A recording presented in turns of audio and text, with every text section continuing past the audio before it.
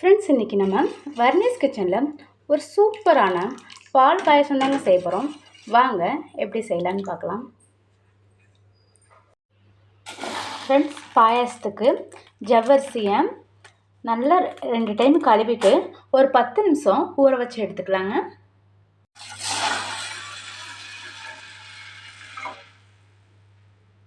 பால் பாயாசத்துக்கு 1/2 litre பாலை நல்லா கொதிக்க வச்சு எடுத்துக்கலாங்க.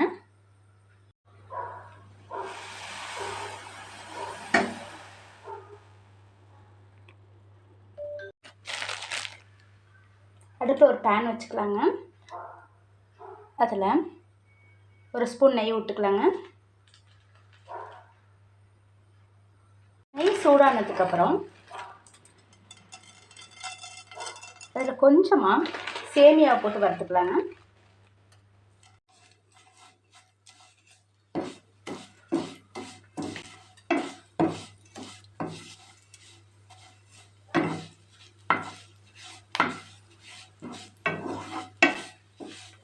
நம்ம சேமியாவை நெய்யில் வறுத்து பாயசத்துக்கு போடும்போது பாயசம் ரொம்ப ருசியாகவும் ரொம்ப வாசமாகவும் இருக்கும்.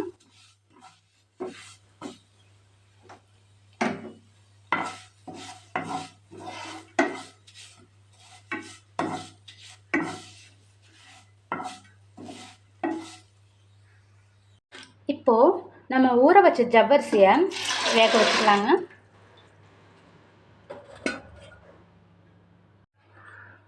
இப்போது இந்த கப்பில் ஒரு 3 கப்பு தண்ணி ஊற்றி ஜவ்வரிசியை நல்லா வேக வச்சுக்கலாங்க.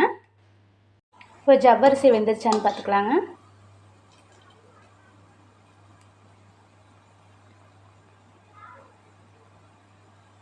ஜவ்வரிசி நல்லா வெந்துருச்சுங்க. இப்போது நம்ம நெய்யில் வறுத்து வச்சுருக்க சேமியாவை அதில் சேர்த்துக்கலாங்க.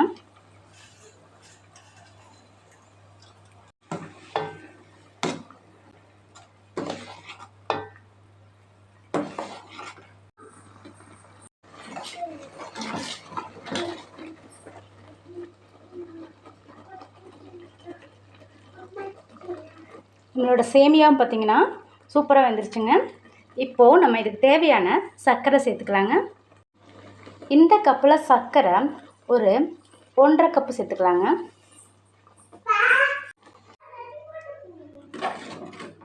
ஒரு சர்க்கரை போட்டு நம்ம கிண்டும் போது நம்மளோட பாயாசம் பாருங்கள் நல்லா இலகி வருதுங்க.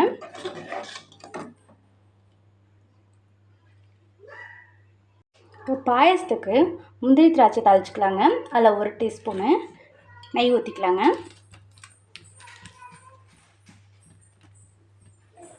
ஒரு 5-6 கேஷ்யூஸ் போட்டுக்கலாங்க.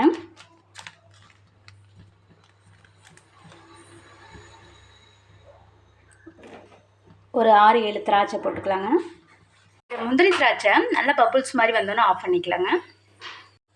இப்போ நம்ம சுட வச்சுருந்த பால் நல்லா ஆறிடுச்சுங்க. 1/2 லிட்டர் பாலை பாயசத்தில் சேர்த்துக்கலாங்க.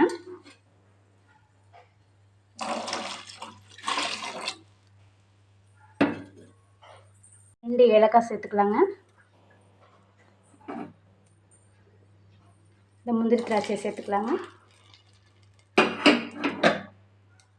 நல்லா மிக்ஸ் பண்ணிக்கலாங்க.